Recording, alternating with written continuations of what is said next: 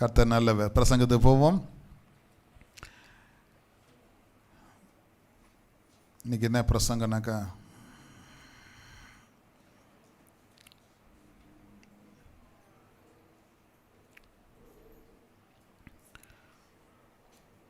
இன்னைக்கு பிரசங்கத்தின் தலைப்பு இஸ்ரவேல் ஜனங்களின் பின்மாற்றத்தின் படிகள். இல்லை படிக்கலாமே இப்போ, இஸ்ரவேல் ஜனங்களின் பின்மாற்றத்தின் படிகள். கனல கூட ஆக்கிதிரு. இஸ்ரவேல் ஜனங்கள் எப்படி பின்மாற்றம் அடைகிறாங்கன்னு ஒரே வசனத்தில் இருக்குது. ஆண்டவர் இஸ்ரவேல் ஜனங்களுக்கு பதில் கொடுத்து எகிப்தின் அடிமையிலிருந்து அவர்களை காப்பாற்றி ஆகாரம் கொடுத்து 10 வாதையை அவர்களுக்கு எகிப்துக்கு அனுப்பி விடுதலை பண்ணி சமுத்திரத்தை பிளந்து மாறாவை மதுரமாக மாற்றி பேரிச்சு பழம் கொடுத்து நீரூற்றுகளை கொடுத்து பாறையிலிருந்து தண்ணீரை வர வச்சு மண்ணா கொடுத்து இப்படி ஆசீர்வதிக்கார். ஆனால் அந்த ஜனங்க தேவனை பின்வாங்கி போகிறார்கள். யாத்திராங்க புஸ்தகம் 32ஆம் அதிகாரம் 1-7 வசனங்கள் வரை எல்லாரும் எடுத்துக்குவோம். 1-32ஆம் அதிகாரம் 1-7 வசனங்களை நம்ம எல்லாரும் படிக்கலாமா? மோசே மலையிலிருந்து இறங்கி வர தாமரைக்கிறது ஜனங்கள் கண்டபோது அவர்கள் அவரிடத்தில் கூட்டம் கூடி அவனை நோக்கி, எகிப்து தேசத்திலிருந்து எங்களை அழைத்து கொண்டு வந்த இந்த மோசைக்கு என்ன சம்பவித்ததோ அறியோம். ஆதலால் நீ எழுந்து எங்களுக்கு முன் சொல்லும் தெய்வங்களை எங்களுக்காக உண்டு பண்ணும் என்றார்கள். அதற்கு ஆரோன், உங்கள் மனைவிகள் குமாரத்தினுடைய காதுகளில் இருக்கிற பொன்னணிகளை கலற்றி இடத்திலே கொண்டு வாருங்கள் என்றான். ஜனங்கள் எல்லோரும் தங்கள் காதுகளில் இருந்த பொன்னணிகளை கலற்றி ஆரோனிடத்தில் கொண்டு வந்தார்கள். அவர்கள் கையிலிருந்து அவன் அந்த பொன்னை வாங்கி சிற்ப கருவினால் கருப்பிடித்து ஒரு கன்றுக்குட்டியை வார்ப்பித்தான். அப்பொழுது அவர்கள், இஸ்ரவேலரே, உங்கள் எகிப்து தேசத்திலிருந்து அழைத்து கொண்டு வந்த உங்கள் தெய்வங்கள் இவைகளே. இது நியாயமா? இது இந்த வார்த்தை எகிப்து தேசத்திலிருந்து அழைத்து கொண்டு வந்த உங்கள், இது நியாயமான வார்த்தையா? அடுத்து வாசிப்போம். ஆரோன் அதை பார்த்து அதற்கு முன்பாக ஒரு பலிபீடத்தை கட்டி நாளைக்கு கர்த்தருக்கு பண்டிகை என்று கூறினான். மறுநாள் அவர்கள் அதிகாலையிலே எழுந்து சர்வாங்க தர்மங்கள் பலியிட்டு சமாதான பலிகளை செலுத்தினார்கள். பின்பு ஜனங்கள் புசிக்கவும் குடிக்கவும் உட்கார்ந்து விளையாடவும். ஜனங்கள் புசிக்கவும் குடிக்கவும் உட்கார்றதுன்னு என்ன அர்த்தம்? அவ்வளவு குடிச்சிக்கிறாங்க. திரும்பவும் போதை ஏறி எழுந்து விளையாடினாங்களாம். அடுத்த வசனம் வாசிக்கலாம். எல்லாரும் வாசிக்கணும். அப்பொழுது கர்த்தர் மோசேயை நோக்கி, நீ இறங்கி போ, எகிப்து தேசத்திலிருந்து நீ நடத்தி வந்த முன் ஜனங்கள் தங்களை கெடுத்து, அதான் பின்மாற்றம், தங்களை கெடுத்து கொண்டார்கள். அது கோடு போடுங்களேன். தங்களை கெடுத்து கொண்டார்கள், தங்களை குத்தி கொண்டார்கள். அதுக்கு இன்னொரு அர்த்தம், தங்களை கெடுத்து கொண்டார்கள், தங்களை குத்தி கொண்டார்கள். சபை இல்லை கட்டினா நம்ம கெட்டுருவோங்க. சபை இல்லை கட்டினா விளையாட்டுக்கு ஃபுல்லாக குடிகாராயிடுவாங்க. நீங்களும் நினச்சி பாருங்கள் என்னென்ன பாவம் பண்ணியிருப்பீங்கன்னு. ஆண்டவர் உங்களெல்லாம் கண்ட்ரோல் பண்ணி வச்சுருக்க. எத்தனை பேர் விசுவாசிங்க? உண்மையா இல்லையா? உண்மையா இல்லைங்களா? கை தட்ட மாட்டேங்கிறீங்களே. நல்ல வார்த்தைகளுக்கு கர்த்தரை கனப்படுத்துவோம். அதை பின்மாற்றம், கெடுத்து கொண்டார்கள். இது வார்த்தை யார் சொல்கிறது? எல்லாம் வார்த்தை கர்த்தர் சொல்கிறாரு. மோசே நீ இறங்கி போப்பா. ஜனங்க தங்களை கெடுத்து கொண்டாங்களாம். தங்களை கெடுத்துக்கொண்டாங்களா? நீ கெட்டு போகாமல் இருக்கிறது ஆண்டவர் இந்த ஆலயத்தை திறந்து வச்சிருக்கிறார். எத்தனை பேர் விசுவாசிக்கிறீங்க? அல்லேலூயா. உங்கள்ட்ட பணம் வாங்கிறதுக்கு அல்ல, உங்களை கஷ்டப்படுத்துறதுக்கு அல்ல, நீங்கள் கெட்டு போகாமல் இருக்கிறதுக்கு. யோவான் 3:14 சொல்லப்படுகிறது, அவன் கெட்டு போகாமல். பார்த்தீங்களா? கெடுத்து கொண்டார்கள். மோசை இல்லை பாருங்க, ஜனம் கெட்டு போயிட்டாங்க. ஊழியக்காரங்க இருக்கணுங்க. இப்போ நான் இருந்தேன், கொஞ்சம் பயம் வந்துச்சா இல்லையா? பாஸ்டர்காரப்பா காலை வந்தேன், தம்பிங்களா கரெக்டாக 9:55 இருந்தாங்க. ஒரு 8 பேர். எனக்கு சந்தோஷமாக இருந்துச்சு. வின்சனுக்கு கை தட்டுவோமே, ஸ்டீபனுக்கெல்லாம், சீகனுக்கு, அந்த அவங்களாம் பசங்களும். ஆமா போ. அன்றைக்கி ஒசூர் போகல, கொஞ்சம் பலவீனமாக இருந்துச்சு, போகல. சரி, இங்கே சப்பாலாம் எப்படி நடக்குது அப்படின்னு உட்காந்துருந்தேன் இன்றைக்கி சர்ச்சில். அப்போ ஒரு ஊழியக்காரர் இருந்தாக்கா சபை எப்படி இருக்குதுங்க, ஒரு டீச்சர் இருந்தால் கிளாஸ் ரூம் எப்படிக்கும் சொல்ல மாட்டேங்கிறீங்களே, எப்படி இருக்கும்? ஒரு போலீஸ் ஸ்டேஷன் இருந்தால் அந்த ஊர் எப்படி இருக்கும்? போலீஸ் ஸ்டேஷன் இல்லாத ஊர் எப்படி இருக்கும்? ஒரு போலீஸ் ஸ்டேஷன் தான் அந்த ஊருக்கு கட்டுப்பாடு இருக்குதா இல்லையா? அதே போல தான் ஒரு பாஸ்டர் இருந்தாக்கா அது ஒரு ஆசீர்வாதம். நிறைய பேர் தெரிய மாட்டேங்குது. மோசேட்டு சொல்கிறார், நீ இறங்கி போ. இலவசம் வாசிக்கலாம் எல்லாரும். அப்பொழுது கர்த்தர் மோசேயை நோக்கி, நீ இறங்கி போ, எகிப்திலிருந்து நீ நடத்தி கொண்டு வந்த உன் ஜனங்கள் தங்களை கெடுத்துக்கிட்டாங்க. கெட்டு போயிட்டாங்க. ஆண்டவர் என்ன பண்ணுறாரு தெரியுமா? ரிலேஷன்ஷிப்பை மாற்றுறாரு. எப்படி ரிலேஷன்ஷிப்பை மாற்றுறாரு தெரியுமா? மோசே சொல்கிறாரு, அவர்கள் உன் ஜனங்கள்ன்ட்டாரு. என்ன சொல்லிட்டாரு? உன் ஜனங்கள்னு சொல்லிட்டாரு. வாசிங்க 7 வசனத்தை. அப்பொழுது கர்த்தர் மோசேயை நோக்கி, இறங்கி போ, எகிப்திலிருந்து நீ நடத்தி கொண்டு வந்த உன் ஜனங்கள். அந்த உன்னுன்றது ரவுண்ட் போடுங்களேன். உன் ஜனங்கள், யுவர் பீப்புள்ன்ட்டாரு, உன் ஜனங்கள்ட்டாரு. அப்படி சொல்ல மாட்டார் ஆண்டவர், உன் ஜனங்கள்ட்டாரு. அதான் மோசே 30 அழுவுறா, அப்படி இந்த ஜனங்கள் நான் ஆண்டவரை பெற்றேன், என் தலைமையில கட்டி வச்சுக்கிறீங்களா ஆண்டவர் இவர்களை, நான் இதுக்கு ஆண்டவர்கள் நடத்தணும், என்னை எடுத்துக்கோங்கப்பா போதும் அப்படின்றா. அப்படி 34:10 வாசிங்க. ஜனங்கள் 34:10. அதற்கு அவர், இதோ நான் ஒரு உடன்படிக்கை பண்ணுகிறேன். எல்லாம் படிக்கலாம். பூமி எங்கும் எந்த ஜாதியிலும் செய்யப்படாத அதிசயங்களை உன் ஜனங்கள். பார்த்தீங்களா?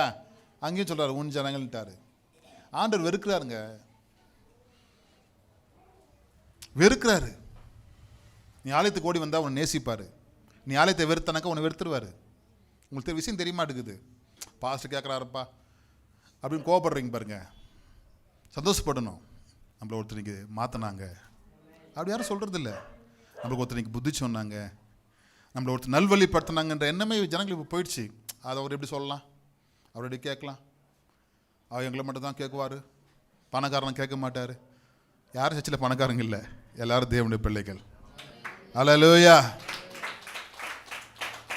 ஆண்டவர் பாருங்க மாத்துறாரு. உன் ஜனங்கள்ட்டாரு. அவர் வெறுத்துட்டாரு பாருங்க. அப்படியே இங்கே சொல்ற உன் ஜனங்கள்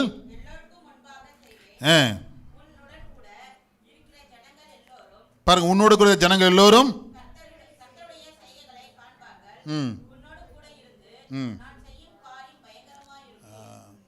ஆண்டவர் உன் ஜனங்களுக்கு செய்யறோம் போன்ட்டாரு. ஆனா முதல்ல என்ன சொல்றா தெரியுமா? என் ஜனங்கள்ன்றாரு. யாத்திராகம புஸ்தகம் 8ஆம் அதிகாரம் 21ஆம் வசனம் வாசிங்க. 8:20-21. 8:20-21. அப்போ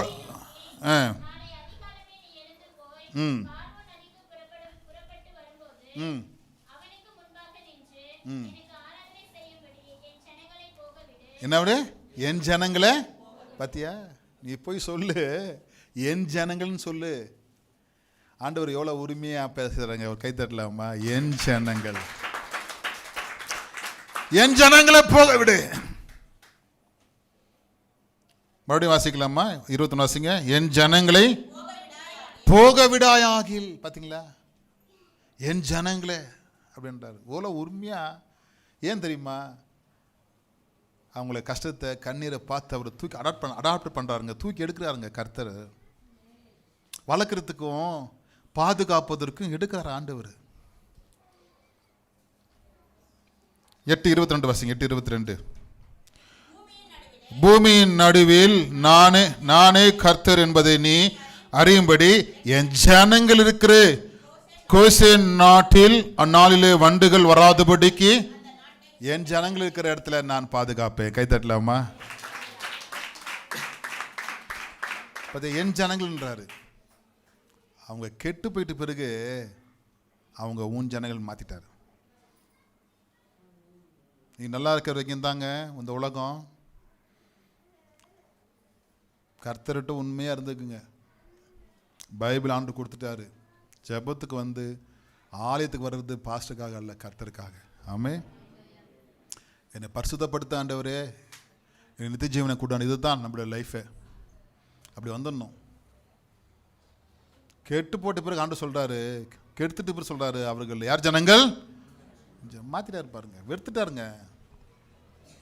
வெறுப்பு வருது, ஆண்டவருக்கே வெறுப்பு வருது.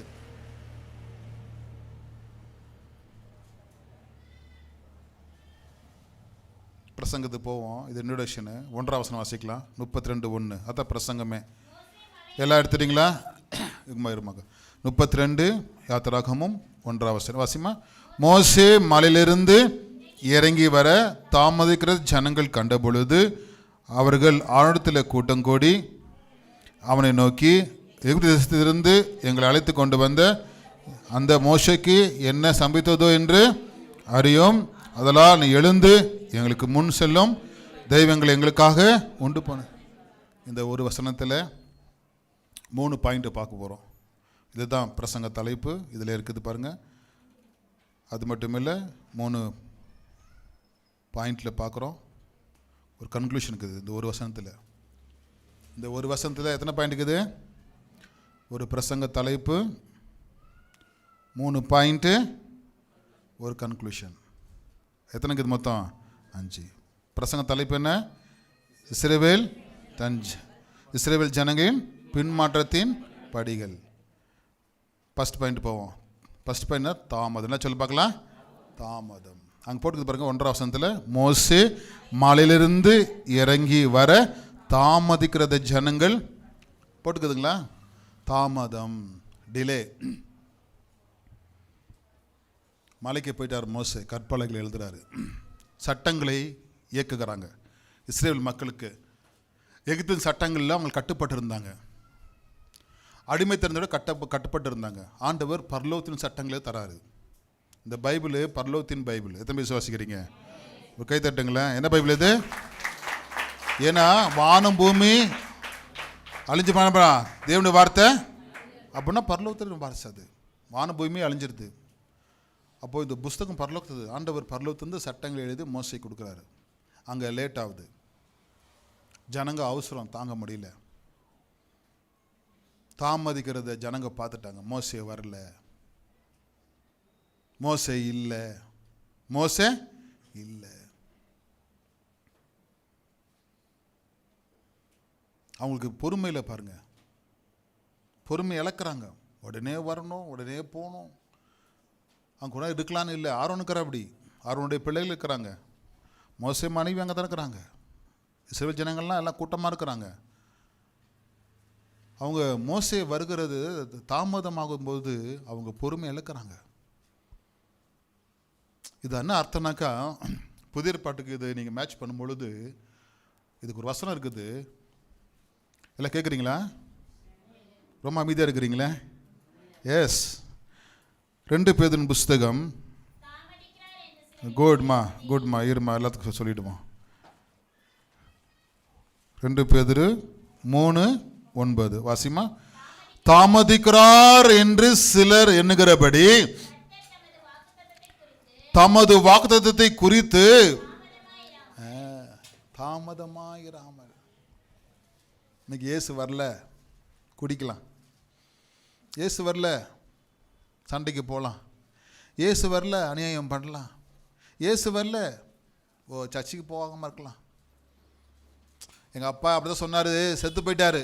எங்கள் அப்பா காலத்திலே எங்கள் அப்பா கத்தின்னு இருப்பார், இயேசு வந்துடுறாரு இயேசு வந்துடுறாருன்னு. அப்பயே வராது இயேசு, இப்போ வரப்போகிறாரா? இங்கே நிறைய அப்படித்தான். அப்போ வராது இயேசு. எங்கள் தாத்தா சொல்லியிருந்தார் இயேசு வராரு இயேசு வராருன்னு, இன்னும் வரல. அதனால் ஞானஸ்தானம் இப்போ சீக்கிரம் வேணாம். திருவிழா இப்போ வேணாம். ஊழியம் இப்போ வேணாம். இந்த வாரம் சர்ச்சுக்கு வேணாம். ஏன்னா அவர் வரல. பைபிள் சொல்லுது தாமதிக்கிறாரு. என்னவா? மோசே தாமதிக்கிறா. அப்படி இங்கே ஆண்டவர் தாமதமாக்குறாரு. இன்னைக்கு ஆண்டவர் உடனே வந்துட்டோம்னா எல்லாம் பயந்து நடிக்க போய் இருப்பாங்க பாருங்க. இன்னைக்கு இயேசு வராரு, அப்படி 12 மணிக்கு வராருன்னா இன்னைக்கு சர்ச்சை எப்படி இருந்துக்கும்? இந்த 2 பிரியாணி தான், ஒரு பிரியாணிக்கு ஒரு பிரியாணி தர வந்து புது கடைக்கலாம் கூட்டம் பார்ப்பீங்களா? ஒரு பிரியாணி வாங்கினக்கா அப்போ எப்படி கூட்டம்? அந்த மாதிரி வச்சு கூட்டமாக இருக்கும். ஐயோ ஏ சுந்தராராமா இன்னைக்கு போயிட்டு எல்லாம் குளிச்சுட்டு கண்ணீரோடு அழுது வீட்டிலேருந்து கத்தின்னு வருவாங்க. எங்கே போகிறீங்க? ஐயோ அழுதுன்னு போகிறான். ஐயோ எப்படியே வாய் கத்தின்னு உருண்டு பெண்ணு வந்து பாவம் மன்னிப்பு கேட்பாங்க பாருங்க. பாஸ்டர் திருவிருந்து எங்கே காலி ஆயிடுச்சுப்பா, என்னை போட்டு அடிச்சிடுவாங்க. திருவிருந்து காலி ஆகிடுச்சு விட்டு வச்சுக்கிறீங்க. அது திருவிருந்து எடுத்தாவது பரலத்துக்கு போகலான்னு என்ன பண்ணுவோம்? அப்போ தான் என்ன பண்ணுவாங்க? சட்டை பிடிச்சிக்குவாங்க. நீங்கள் ஒரு பாஸ்டர் ஆகிருக்கு திருவிருந்து வைக்கலையான்னு. வைக்கும் போதெல்லாம் வரமாட்டாங்க. ஏன் பாருங்க, ஜனங்க ஒரு நிமிஷத்தில் ஆயத்தமாகன்னு கர்த்தர் தெரியும். அதான் ஆண்டவர் தாமதம் பண்ணி கொண்டிருக்கிறார். கைத்தறி கர்த்தரை மயம்படுத்தலாமா? நாளிகளே வருவார் என்று யாருக்குமே தெரியாது பிதாவை தவிர. ஏன் தாமதம் பண்றாரு? கீழே 2 லைன் சொல்லிட்டு பாருங்க, வாசிங்க. கைத்தட்டலாமா? ஒருவரும் கெட்டு போகாமல். ஒருவேளை இன்னும் 10 வருடங்களுக்கு முன்பாக வந்திருந்தா நீங்க ரட்சிக்கப்பட்டிருப்பீங்களா? இன்னும் 2 வருடங்களுக்கு முன்பாக வந்திருந்தா நீங்க ரட்சிக்கப்பட்டிருப்பீங்களா? இந்த கேள்வி கேட்டு பாருங்க. ஒருவரும் கெட்டு போகாமல் எல்லோரும் மனம் திரும்ப வேண்டும் என்று விரும்பி நம்ம எப்படிக்காரான்? இதுதான் ஜனங்க தப்பா புரிஞ்சுக்கிறாங்க. ஐயா திருந்தலாம் விடுப்பா, கோயில் போகலாம் விடுப்பா, நானும் சண்டைக்கெல்லாம் விடுப்பா. அந்த பாசம் கத்தினே இருப்பாங்க, கேட்டுனே இருப்பான். அவங்களுக்கு ஒரு வேலை இல்லை. இந்த காரியத்து தான் விடுப்பா. வீட்டில் ஒருத்தர் போனால் போதா? அது புண்ணியமே போதும். ஏன்? கர்த்தர் வர தாமதத்தை குறித்து ஜனங்க தவற எடுத்துக்கிறாங்க.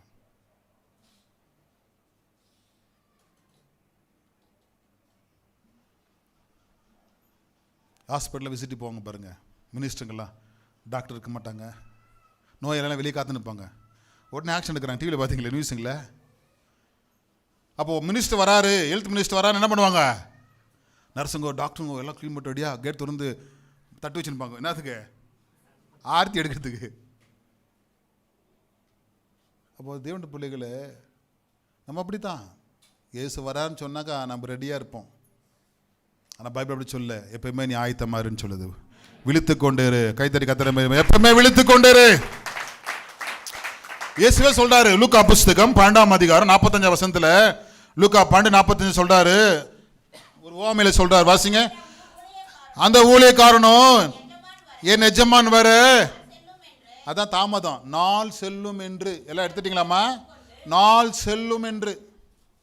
டிலேக்கு ஒரு வேர்டுக்கு பாருங்க, நாள் செல்லும் என்று சொல்லிக்கொண்டு வேலைக்காரரையும் வேலைக்காரிகளையும் அடிக்கவும் புசித்து குடித்து வெறிக்கவும் திடீர்னு வந்துட்டார் எஜமா.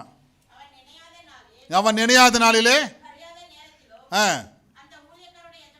வந்து தண்டித்து நரகத்தில் போட்ட. அப்படி நீங்க அப்படிதான் பண்ண போறாரு பாருங்க. நிறைய சர்ச்சுங்க ஆயத்தம் இல்லை, மீட்டிங் இல்லை, சண்டே பயபக்தி இல்லை. எஜமான் வராரு, அதெல்லாம் சபை எப்படியாவது நடத்தலாம். குடிக்கிறவங்களை விட்டுடலாம், சீட் ஆடுறவங்களை விடலாம், கேம் ஆடுறவங்களை விட்டுடலாம், நாணம் சடங்குகளை விட்டுடலாம். நீங்கள் அப்படித்தான் எல்லாம் விட்டுருக்குறாங்க. கிருபை போப்பா, சர்ச்சுக்கு வந்தால் போதும்ப்பா, பரலோகத்துக்கு போக மாட்டோம், சர்ச்சுக்கு வேணால் போகலாம். எங்கே போக முடியாது? பரலோகம் போகணுங்க. ஒரு சபைக்கு வந்தால் பரலோகம் போகணும். அவன் என்ன பண்ணுறான்? வாசிங்க அந்த வசனம். அந்த ஊழியக்காரனும் என் எஜமான் வர நாள் சொல்லும் என்று சொல்லிக்கொண்டு வேலைக்காரரையும் வேலைக்காரிலும் அடிக்கவும் புசித்து குடித்து. புசித்து குடிக்கிறது, குடியை நிறுத்தணும். இந்த வசனம் வந்த பிறகு மனைவி மாருங்க, புருஷன் குடிச்சா நைட்டில் தூங்கக்கூடாது, கத்தி கத்தி அழுது ஜோம் பண்ணணும், 8 hours ஜோம் பண்ணணும். புருஷன் குடிச்சிட்டு சிக்கன் வேணுந்தா சிக்கன் பண்ணி தரக்கூடாது. குடும்பம் சாபம் ஆகிடும், தரித்திரம் போயிடும். சிக்கன் சாப்பிடக்கூடாது. புருஷன் வந்த சிக்கனு ஏம்மா கேட்பான், நீ குடிச்சிக்கிற குடிச்சிக்க, அந்த சிக்கன் சாப்பிட மாட்டேன்னு சொல்லணும். நைட் சாப்பிடாதீங்க, பட்டினியாக இருந்து அழுவணும், காலில் வரைக்கும் முட்டியில் நிற்கணும். ஏம்மா தூங்கலை? நீ குடிச்சிட்டு இருக்கிறீங்க, நான் தூங்க மாட்டேங்க, ஜெபிக்கணும். அதாங்க ஒரு மனைவி பண்ணுற வேலை. வீட்டில் சிக்கன் ஃப்ரை பண்ணி தர்றது வேலை இல்லை, குடிகாரருக்கு.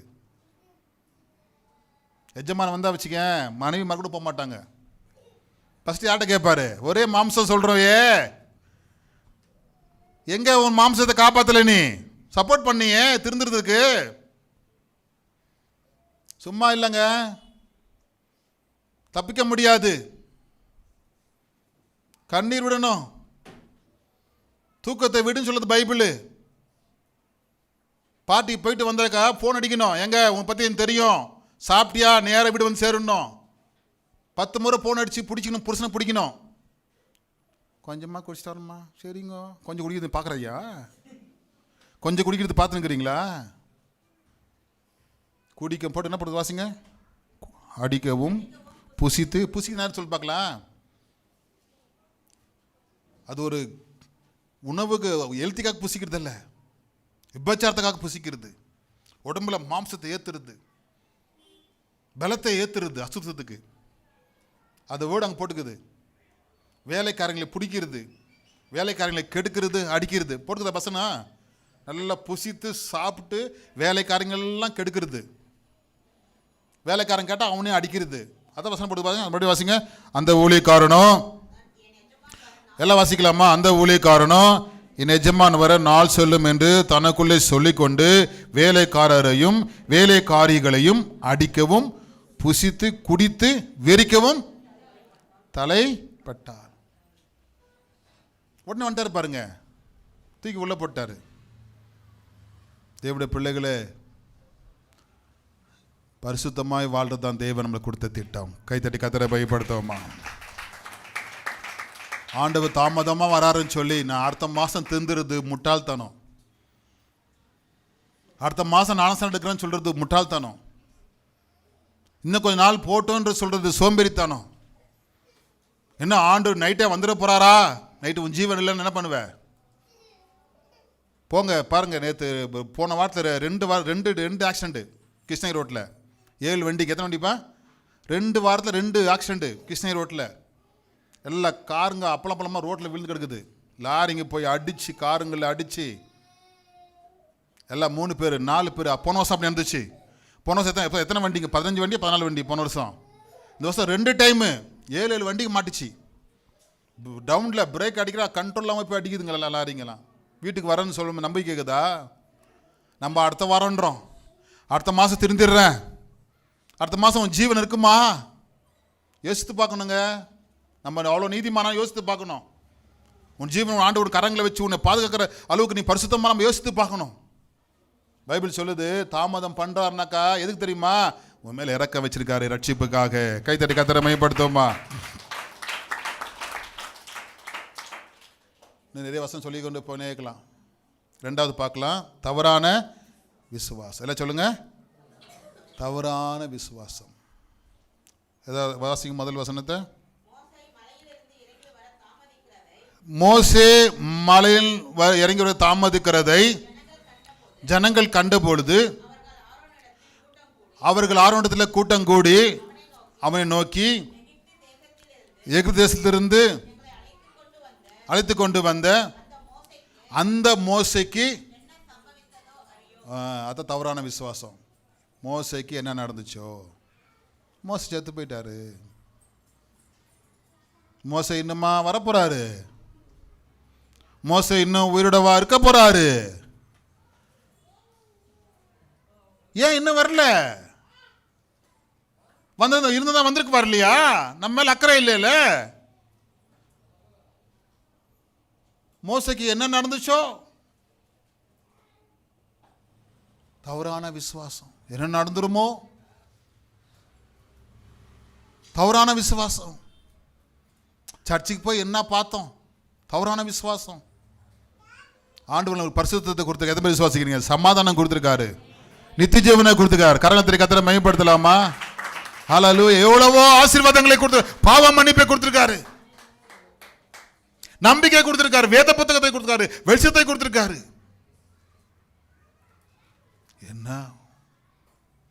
என்ன ஜபமோ பண்ணி பண்ணி ஒன்றும் பிரயோஜனம் இல்லை. தவறான விசுவாசங்கள் தான் அற்புதம் இல்லை. கஷ்டமே தீர மாட்டேங்குது சர்ச்சுக்கு போய். தவறான விசுவாசம்,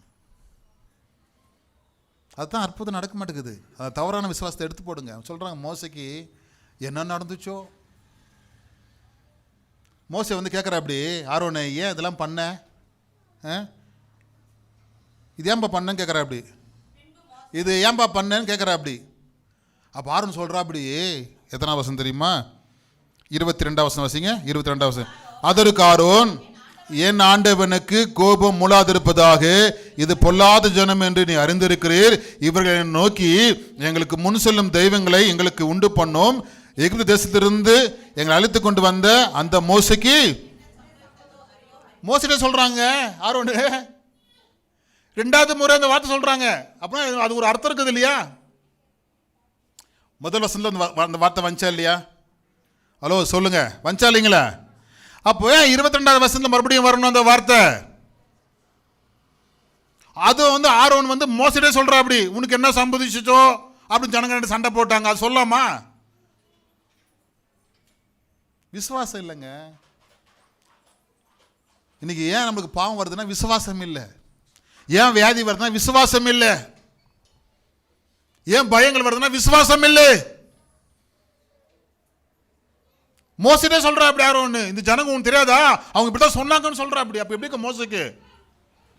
அது மட்டுமா? அப்போஸ்தலர் புத்தகம் 7ஆம் அதிகாரம் 40ஆம் வசனம் வாசிங்க. 7ஆம் அதிகாரம் 40ஆம் வசனம். அப்போஸ்தலர் 7:40. அப்போஸ்தலர் ஆரோன் நோக்கி, எகிப்து தேசத்திலிருந்து எங்களை அழைத்து கொண்டு வந்த அந்த மோசைக்கு என்ன அறியோம். பாத்தீங்களா? அந்த மோசைமா. எங்க மோசைன்னு சொல்லல, எங்க ஊழியக்காரு, எங்க விசுவாச குடும்பங்க, எங்க சர்ச்சி பிள்ளைங்கன்னு சொல்ல மாட்டேங்கிறோம். அந்த அம்மா இருக்குதே அப்படின்னு அவங்க அப்படிதான். அந்த மோசே. ஏன் அப்போஸ்தலர் புத்தகத்துல மறுபடியும் அந்த வார்த்தை வரணும்? அந்த மோசமான வார்த்தையை இஸ்ரவேல் ஜனங்கள் பயன்படுத்திக்கிறாங்க. மோசமான ஜனங்க அந்த ஜனங்கள் வார்த்தையை பயன்படுத்திக்கிறாங்க.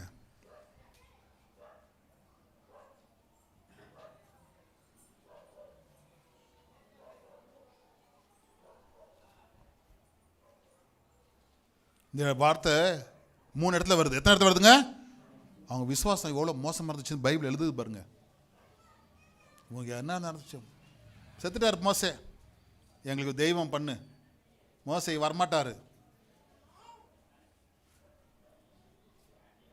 விசுவாசம் பாருங்க எப்படி இருக்குது. பைபிள் சொல்லுது 1 கொரிந்தியர் 2ஆம் அதிகாரம் 4ஆம் வசனம் வாசிங்க. 1 கொரிந்தியர் 2:4. உங்கள் விசுவாசம் மனுஷனுடைய ஞானத்தில் அல்ல. கை தட்டலாமா? தேவ பலத்தில் நம்ம விசுவாசம் இருக்கணும். ஹல்லேலூயா. மனுஷன் ஞானத்தில் இருந்தால் இப்படி தான் பேசுவோம். என்ன சர்ச்சுக்கு போய் கிடைச்சிச்சு, இவ்வளோ வருஷமாக சர்ச்சுக்கு போனாருங்க, ஒரு கார் கூட வாங்கலைங்க, இவ்வளோ வருஷமாக சர்ச்சுக்கு போனாருங்க, ஒரு வீடு கூட வாங்கலைங்க. ஆனால் விசுவாசம் என்ன சொல்லுது தெரியுமா? கை இல்லாத நித்திய வீடு, கை வேலை இல்லாத நித்திய வீடு பரலோகத்தில் நமக்கு உண்டு. ஹல்லேலூயா. விசுவாசம் எப்படி பேசுறோம்? என்ன சர்ச்சுக்கு போய் ஒன்றும் பெறல.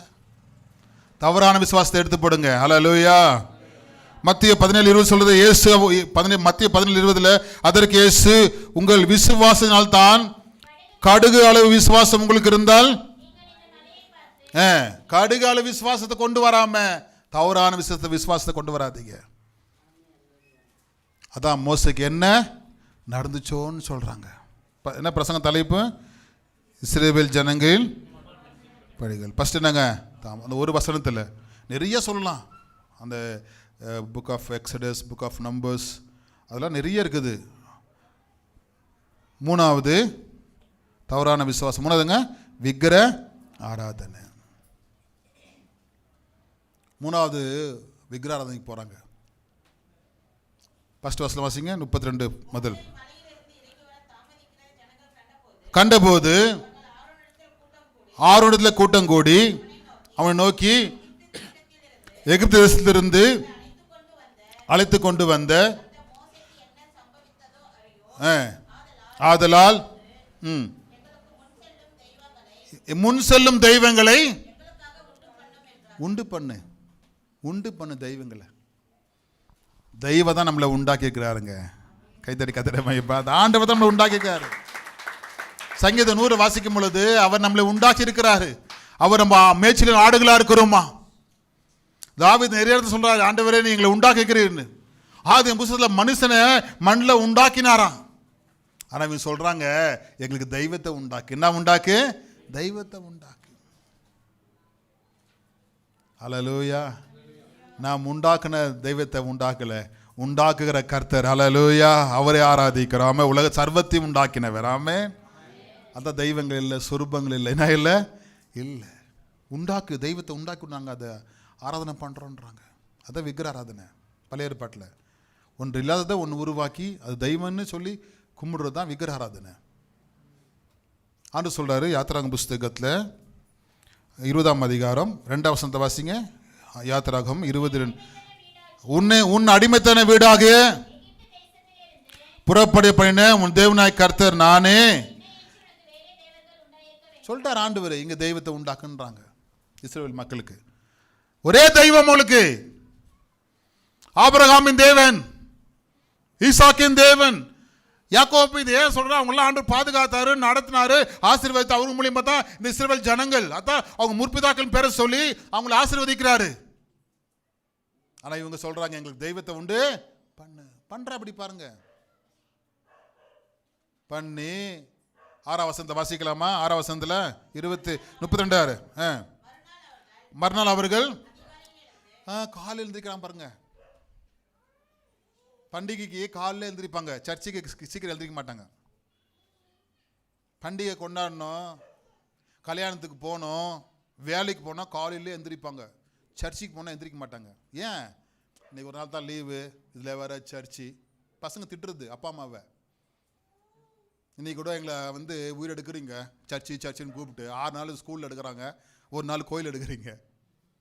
பசங்க சண்டை போடுறது, விட்டு வந்துடுறாங்க பேரண்ட்ஸுங்க. சரிம்மா நீ தூங்குமான்னு.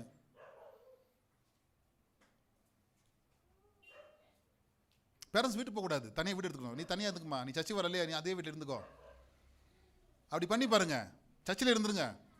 நீ சர்ச்சுக்கு வரலம்மா, நான் சர்ச்சில் இருந்துடுறோம்மா, நீ உங்கள் வீட்டில் இருந்துக்குமா, நீ இருந்துக்குமா அப்படி இருந்துடணும். அடுத்த வாரம் அந்த பசங்க என்ன பண்ணுவாங்க? சாக்கு போக்கு சொல்ல மாட்டாங்க, சாக்கு போக்கு சொல்ல மாட்டாங்க.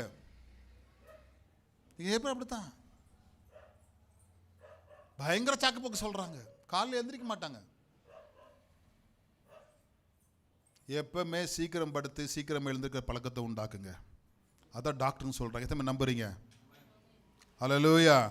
10 மணிக்குள்ள படுத்து காலை 5 மணிக்குள்ள எழும்புற பழக்கத்தை பண்ணால் உங்களை மாதிரி ஆரோக்கியம் பூமியில் ஒருத்தரும் கிடையாது. உண்மையே இல்லைங்களா? சொல்லுங்க, எல்லாரும் சொல்லுங்க, கை விரிச்சு சொல்லுங்க, சொல்லுங்க. மருத்துவ ரீதியாக சொல்லுங்க, எல்லாரும் மருத்துவத்தையும் பேசுவோம். உண்மையே இல்லையா? 5 மணிக்கு எழுப்புற எப்போதும் 11, 12, 1, 2, 3, 4, 5, 5, 8 மணி, 8.5 மணி நேரம், 7.5 மணி நேரம், 8 மணி நேரம் தூக்கம் போதாதா? 12 மணிக்கு படிக்க வச்சுனாக்கா அந்த பிள்ளைங்க 8 மணிக்கு தான் எழுந்திரிக்கும். ஸ்கூலுக்கும் போகாதுங்க. சரியா கோட்டை ஆறு விட்டுனுக்கும் ஸ்கூலில் உட்காந்துன்னு. படிப்பே ஏறாது. சர்ச்சில் வந்தால் கூட தூங்கி விழும். அந்த 5 மணி பழக்கத்தை எழுப்புறதுல பாருங்க. தூக்கத்தின் ஆவிங்க என்ன ஆவி சொல்ல பார்க்கலாம். ஆனால் டூர் போகலாம், வா டூர் என்ன பண்ணுவாங்க? 2:30 மணிக்கு எழுந்துக்குவாங்களாம். ஆமாம், எங்கன்னா போலாம், வா கார் ரெடி பண்ணி விட்டு அப்படியே ரெடி பண்ணி வச்சுட்டு காலை சொல்லி பாருங்க, அப்பா இனி எழுந்திரிக்கல இன்னும். அதாங்க காலையில எழுந்தாங்களாம். வாசிங்க வசனம். அதிகாலை எழுந்து இட்டு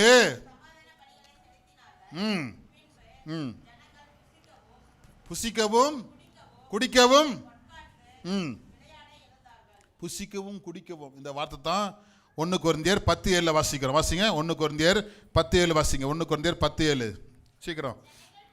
ஜனங்கள் புசிக்கவும் குடிக்கவும் உட்கார்ந்து விளையாட எழுந்தார்கள் என்று எழுதுகிறபடி அவர்கள் சிலர் விக்கிர ஆராதனைக்காரர் ஆனது போல. பார்த்தீங்களா? விக்கிர ஆராதனை போகக்கூடாதான்,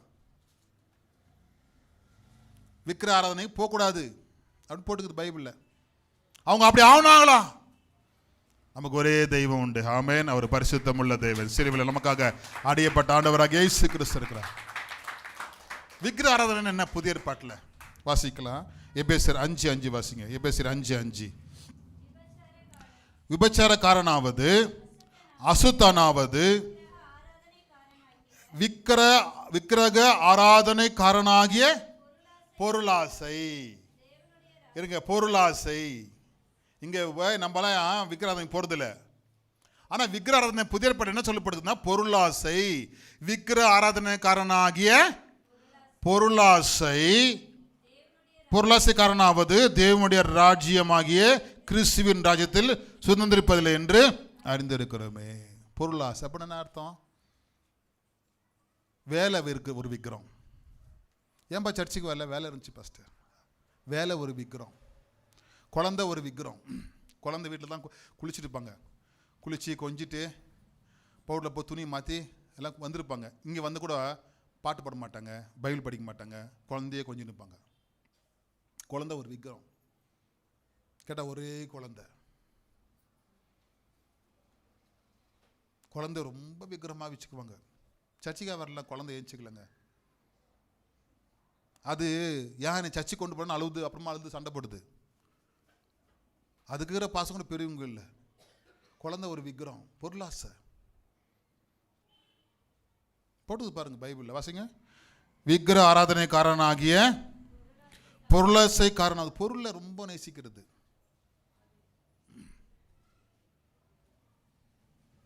இன்னைக்கு லீவு, சர்ச்சுக்கு போகலாம்.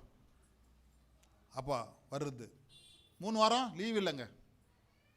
அதான் விக்கிர ஆராதனை. நல்லா கவனிச்சிங்க.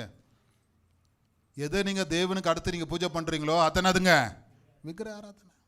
ஆலயத்துக்கு போகலாம், இன்னைக்கு போயிட்டு வேலைக்கு போகலாம். என்ன சொல்ல போகிறாங்க? முதல் சர்வீஸ் தான் இருக்குது. அப்படி போகணும், கற்றுக்கணும், விசுவாசிங்க. எல்லாம் நம்ம விக்கிர ஆராதனை ஆகிடும். கம்பெனி தான் நமக்கு கடவுள் ஆகிடுவார். நிறைய பேர் படுத்தான், கம்பெனி தான் கடவுள். இன்னொரு வசனம் கூட சொல்லி பாருங்க, கொலோசியர் 3:5 வாசிங்க. கொலோசியர் 3:5.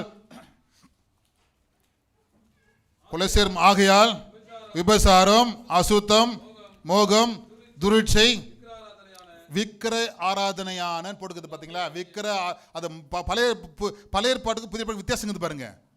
விக்கிர ஆராதனையான பொருளாசை ஆகிய இவைகளை பூமியில உண்டு பண்ணுகிற உங்கள் அவைகளை அவிழ்த்து போடுங்கள்.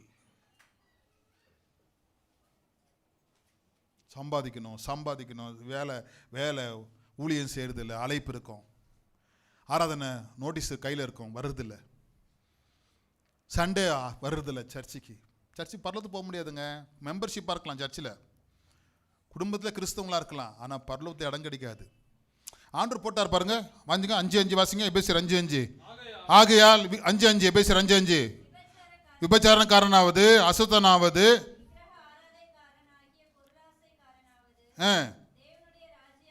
தேவனுடைய ராஜ்யமாகிய கிறிஸ்துவின் ராஜ்யத்தில் பரலோகத்துக்கு போக முடியாது போட்டுச்சு. நான் சொல்லுங்க, வேலைன்னு தேவன் ஆலயத்தை விட்டுட்டு போனாங்க, அவ்வளோதான். வேலை கொடுத்தது கர்த்தர் தான். எத்தனை பேர் விசுவாசிக்கிறீங்க? பலன் கொடுத்தது யாரு?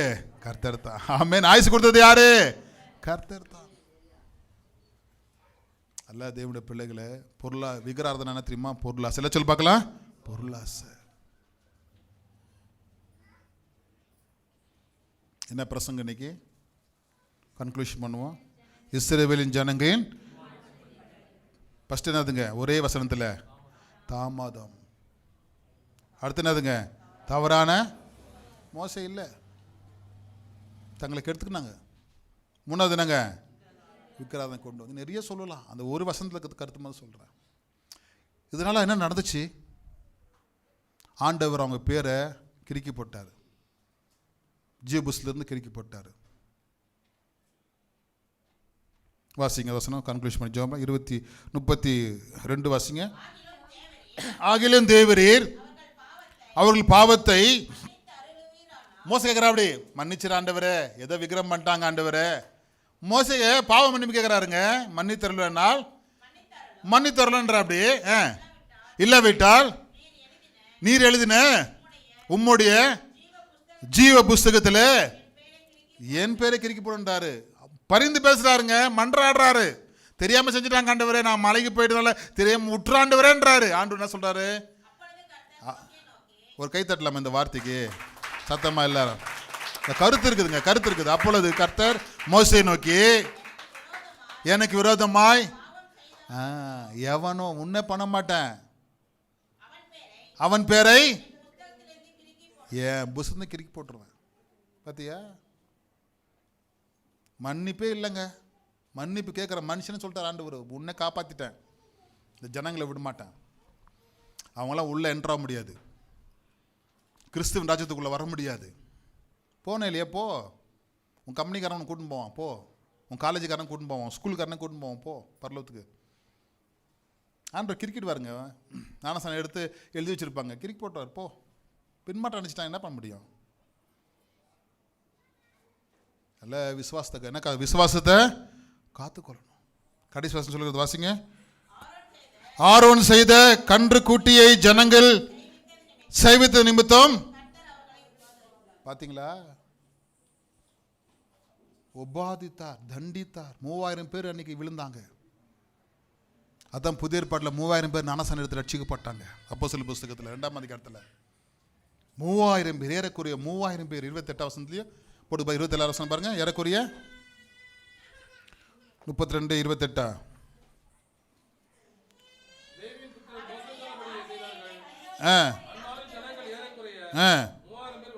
பார்த்தீங்களா, பாவத்து நிமித்தம் மரிச்சு போனாங்க. பாவம் ஒன்று சும்மா விடாதுங்க. அதான் கிறிஸ்து நமக்காக சிலுவையில் தொங்கியிருக்கிறார். ஆமென். நீ ரட்சிக்கப்படும்படியாக, நீ காப்பாற்றப்படும்படியாக, கெட்டு போகாமல் இருக்கும்படியாக, ஜனங்களை தங்களை கெடுத்து கொண்டாகலாம். ஆண்டவர் எதுக்கு பைபிள் கொடுத்திருக்காரு தெரியுமா? நீ நித்திய ஜீவனை அடைவதற்காக. யோவான் 5:39 சொல்கிறது. யோவான் 5:39 வாசிங்க, ஜெபம் பண்ணலாம். யோவான் 5:39 வேத வாக்கியங்கள் எல்லாம். யோவான் 5:39. அதான் அந்த பைபிள் எல்லாம் கையில் வச்சுக்கின்றது. ஆராய்ந்து பாருங்கள், என்ன உண்டு உங்களுக்கு? நித்திய ஜீவனுங்க. தேவனுடைய பிள்ளைகளே, ஏன் அவர்கள் கெட்டு போனார்கள்? இதுதான் காரணம். நாம் இந்த கிறிஸ்துவ வாழ்க்கையில், இந்த உலகம் கெடுறதுக்கு நிறைய வழியை வச்சிருக்குது. கெடுறதுக்கு, ரட்சிக்கப்படுறதுக்கு ஒரே வழி இயேசு ஒருவர் மட்டும்தான். அல்லேலூயா. அவரை பின்பற்றும் பொழுது நாம் ரட்சிக்கப்படுகிறோம், நித்திய ஜீவனை அடைகிறோம். எல்லாம் அப்படி எழுந்து நிற்போமா?